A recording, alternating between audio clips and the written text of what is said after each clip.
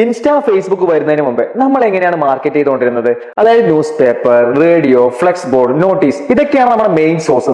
ഇതിനെയാണ് നമ്മൾ traditional marketing എന്ന് പറയുന്നത്. നിങ്ങൾക്കറിയാമല്ലോ, ഇന്നത്തെ കാലത്ത് മൊബൈൽ ഫോൺ യൂസ് ചെയ്യാത്ത ആൾക്കാർ വളരെ കുറവാണ്.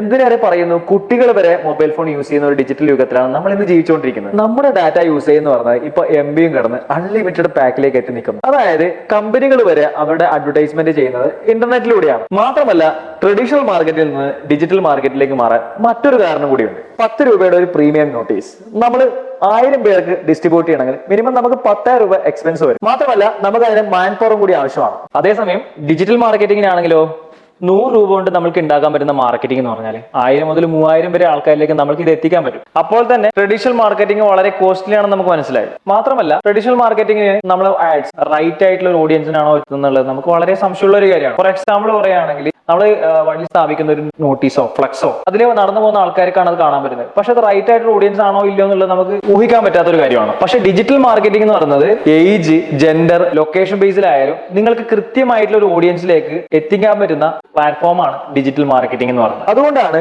ട്രഡീഷണൽ മാർക്കറ്റിൽ നിന്ന് ഡിജിറ്റൽ മാർക്കറ്റിലേക്ക് ആൾക്കാർ മാറുന്നത്. എന്താണ് ഡിജിറ്റൽ മാർക്കറ്റിംഗ്? ഫേസ്ബുക്കിലൂടെയും ഇൻസ്റ്റാഗ്രാമിലൂടെയും നമ്മൾ കാണുന്ന ഒരു വീഡിയോ, ഇത് കൊള്ളാലോ എന്ന് നമുക്ക് തോന്നുന്നത് എന്താ?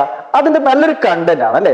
അപ്പൊ നല്ലൊരു പ്രൊഡക്റ്റ്, നല്ലൊരു സർവീസിലൂടെ മറ്റുള്ളവരിലേക്ക് നല്ലൊരു കണ്ടന്റായി എത്തിക്കാൻ പറ്റുവാണെങ്കിൽ അത് നമുക്ക് ഓൺലൈൻ പ്ലാറ്റ്ഫോമിലൂടെ നമുക്ക് ചെയ്യാൻ പറ്റുന്നതാണ്. അതായത് റൈറ്റ് ടൈമിൽ റൈറ്റ് പ്ലാറ്റ്ഫോമിലൂടെ കറക്റ്റ് ബഡ്ജറ്റിൽ നമുക്ക് ഓൺലൈനിലൂടെ കസ്റ്റമേഴ്സിൽ എത്തിക്കാൻ പറ്റുന്ന നല്ലൊരു പ്ലാറ്റ്ഫോമാണ് ഡിജിറ്റൽ മാർക്കറ്റിംഗ് എന്ന് പറയുന്നത്. അതുകൊണ്ട് തന്നെ ഈ ലോകത്ത് ഒരുപാട് സാധ്യതകളുള്ള ഒരു മേഖലയാണ് ഡിജിറ്റൽ മാർക്കറ്റിംഗ് എന്ന് പറയുന്നത്. ഇനി ഈ കോഴ്സ് ആർക്കൊക്കെ പഠിക്കാൻ പറ്റും? സോഷ്യൽ മീഡിയയെ കുറിച്ചുള്ള അറിവും അത്യാവശ്യം ക്രിയേറ്റിവിറ്റിയും ഉണ്ടെങ്കിൽ നിങ്ങൾക്ക് വളരെ ഈസി ആയിട്ട് ഡിജിറ്റൽ മാർക്കറ്റിംഗ് പഠിക്കാൻ പറ്റും. എന്താണ് നമ്മൾ ഇനി ചെയ്യേണ്ടത്? ഗവൺമെന്റ് ആൻഡ് PSC അപ്രൂവ്ഡ് സർട്ടിഫിക്കറ്റോട് കൂടി ഡിജിറ്റൽ മാർക്കറ്റിംഗ് പഠിക്കാം ഇനി കുണിയ ഇൻസ്റ്റിറ്റ്യൂട്ട് ഓഫ് കമ്പ്യൂട്ടർ എഡ്യൂക്കേഷനോടൊപ്പം. കൂടുതൽ വിവരങ്ങൾക്കായി താഴെ കാണുന്ന 81130133 എന്ന നമ്പറിൽ ബന്ധപ്പെടുക. മാറുന്ന ഡിജിറ്റൽ യുഗത്തിൽ ഇനി വരാൻ പോകുന്ന മാറ്റം നിങ്ങളിലൂടെ ആവട്ടെ.